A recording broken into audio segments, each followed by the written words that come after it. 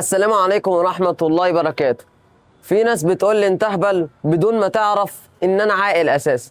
انا اصلا عاقل ومحترم وزي الفل، انا عاقل زيكم، مش اهبل ومش مجنون ولا حتى فاقد عقل. الناس دي حسبي الله ونعم الوكيل فيها. في ناس بتقول لي انت اهبل، صح؟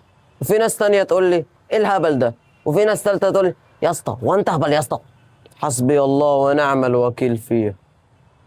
انا كنت اهبل، كنت مجنون، كنت عندي فرط حركه ما بسكتش، وكان عندي مرض التوحد، والحمد لله عافيت عنه. ربنا نجاني من هذا المرض وربنا شافاني منه. فالتعليقات دي من ضمن التعليقات السلبيه، وعملت اخفاء المستخدم من قناتي عشان ما يظهرش عندي في القناه ولا اول ولا تاني. حسبي الله ونعم الوكيل فيه.